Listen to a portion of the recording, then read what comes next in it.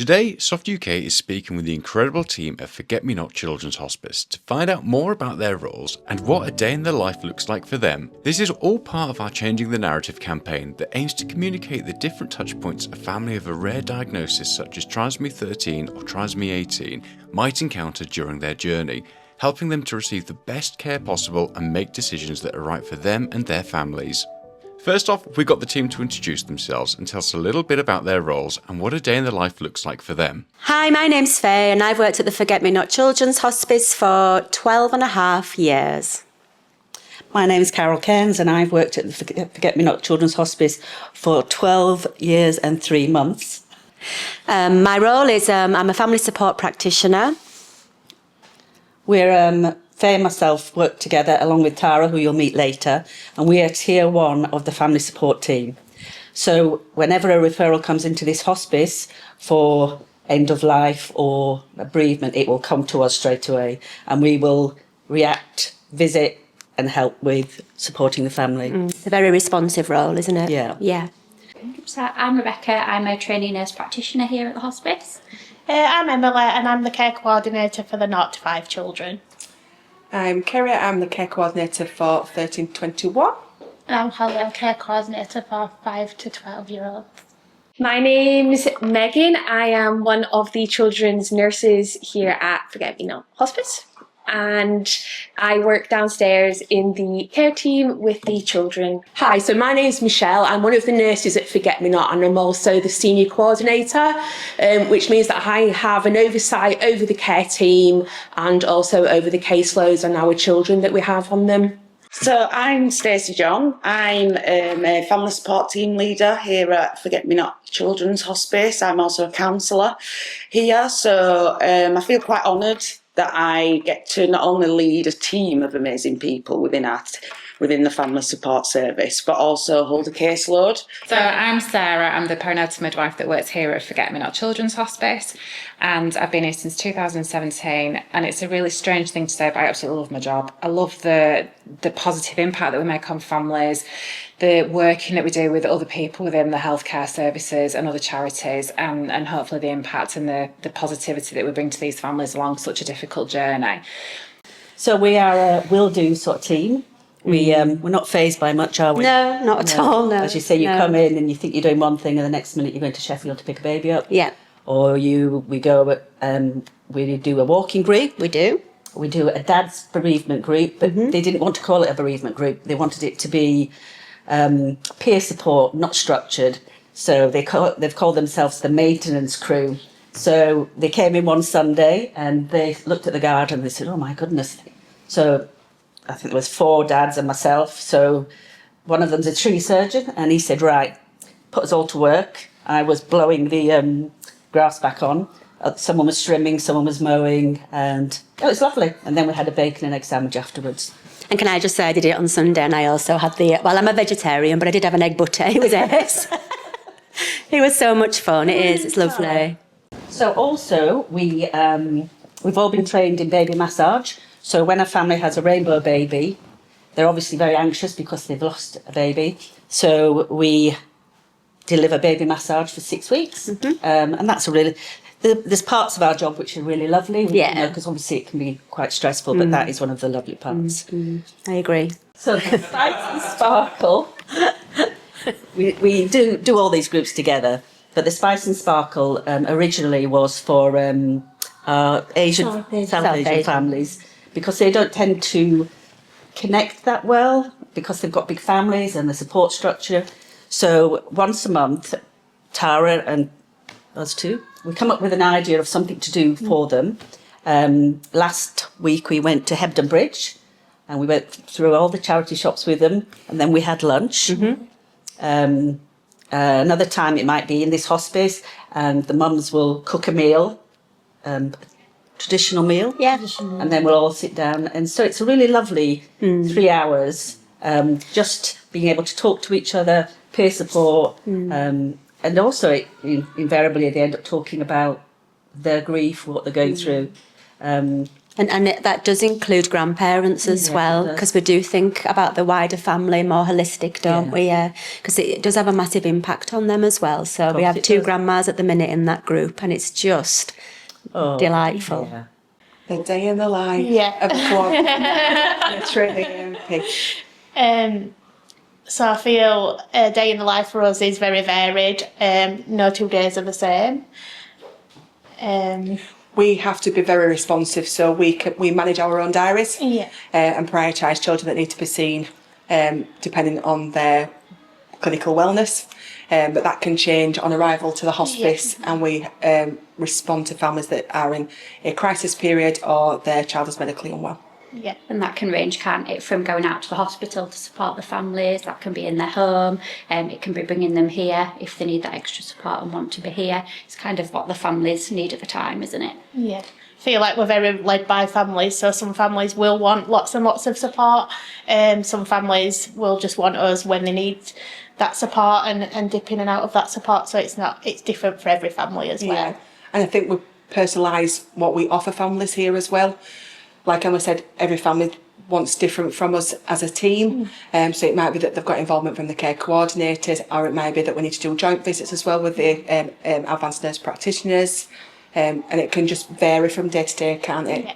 I think we respond to families in a really holistic way, not only medical as well. Yeah.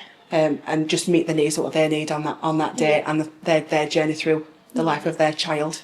Yeah, it's looking at the whole family, isn't it? And taking that holistic picture, so looking at the child, what the child needs, what the family needs, is the siblings that need that extra support as well. I think that's the benefit of here, isn't it, that we have the time to do that. I think in hospital, because time is so limited, you do have to be very focused on that child, whereas here we have the time to look at the whole picture. Yeah, and that time to build up relationships with families and so they do feel comfortable to tell us what they need from us. We can support families from small things such as helping with benefit forms to housing to greater needs within the family, whether that's with symptom management or with an advanced care planning. To different holistic approach to things that we can offer in-house at the hospice, but also we can attend MDTs with the families.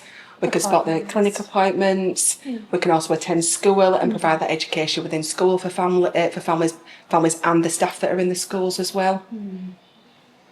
And collectively, it's a very wide range to what we offer within our roles. Really, we support the families through the journey while their child is still well and live, but we also help the families through the most devastating time of their life as well, when it's becoming end of life for their child.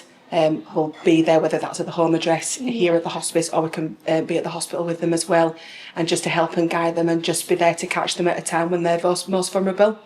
Every day is super different here. We have lots of children come and go every day, and they come for respite, and we mainly support a lot of that. And every day it can be quite chaotic. We do lots of activities. That is what we try and promote here with the children. We do lots of memory making. Families love to see that.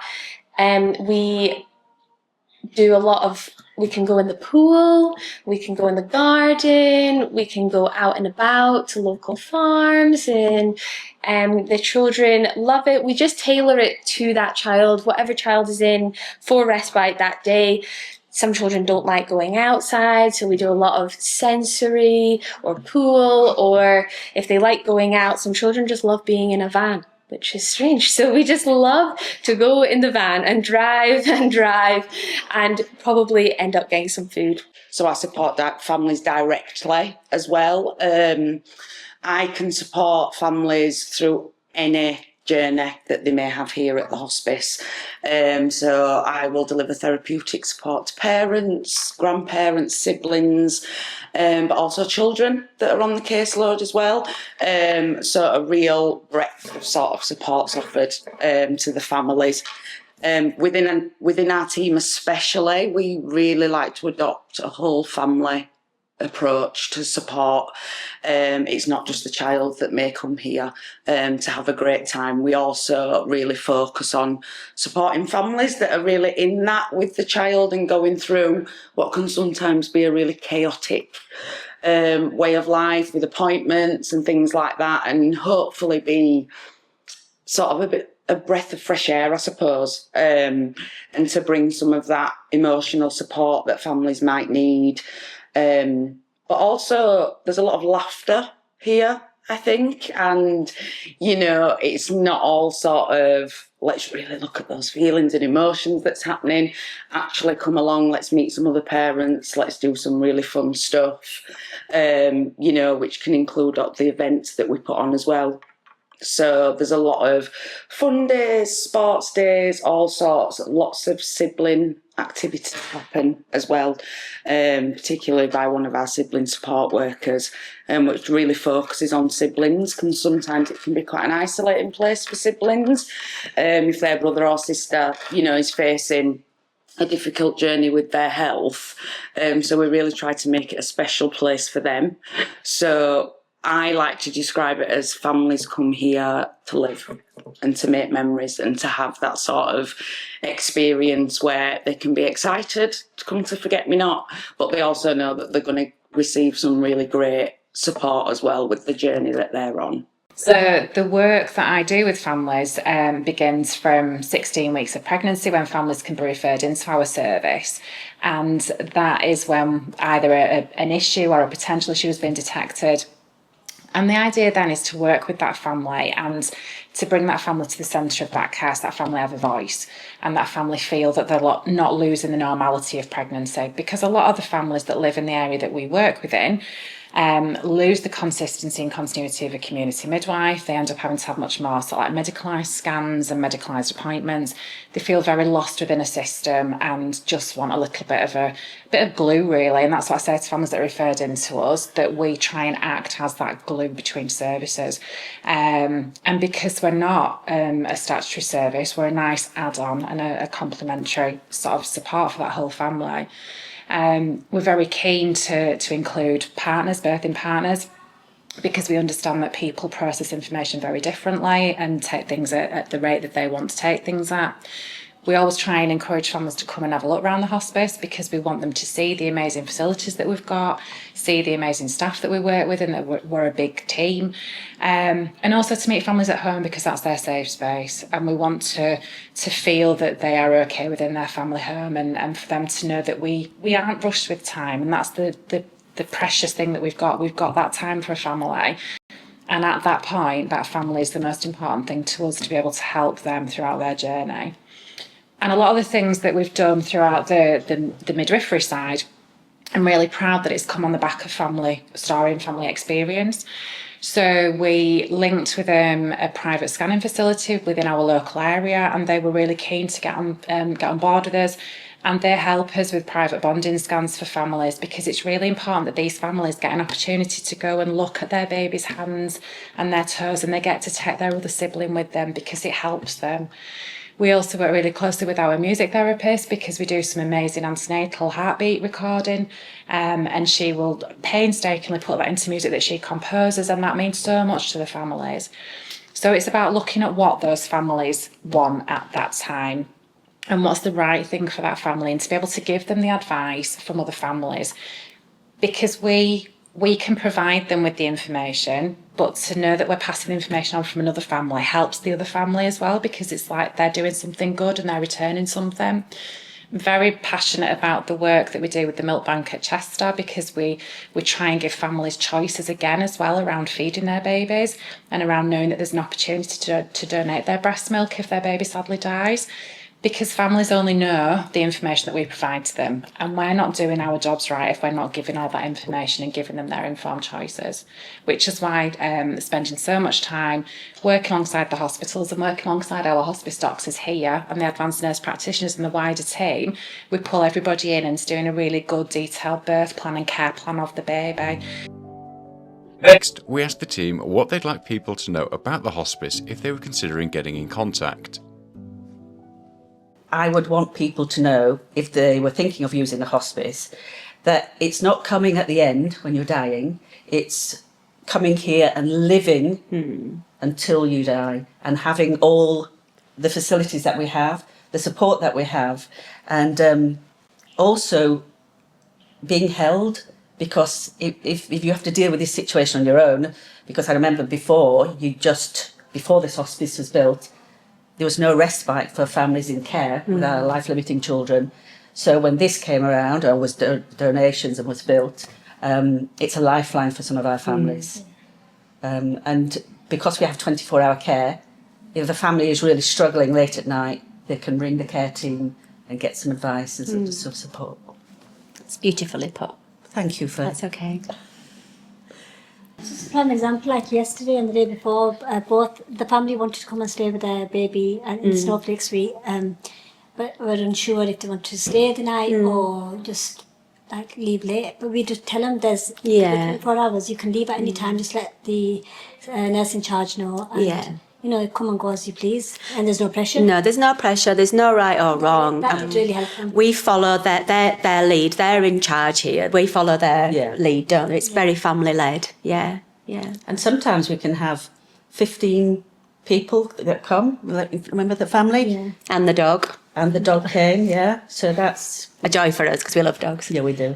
Tara's terrified of dogs, so she won't be in there. I think what stands out for me the most from working in a hospital environment for a long time, where it is difficult to get all of family in, it's difficult to sometimes accommodate their individual needs as much as we try to. I think seeing families away from that environment when they are at their most difficult times of their lives, being able to something as simple as go out into the garden with their baby or child, which is just so hard to do in a hospital environment, but something that they will remember and cherish forever, being able to take their baby outside and push them around. I think it's memories like that that really stick with us, that we're giving families those opportunities to do that. And I think it's just tapping on to what Rebecca said, it's not always about the clinical, it's about the emotional support that we can offer as well collectively. You know, we spend a lot of time building relationships up with these families, right from antenatal scans, right up and maybe to the 21st birthday. So that's many years of building that rapport, building that professional relationship with them, that we want to follow that journey, and it is an honour and a privilege to be part of that. I'd say that it sounds scarier than it is, but it's absolutely not scary. There's loads of people here to support you through every step of the process.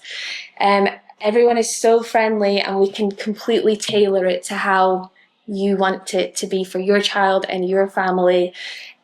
We are just here to support you guys.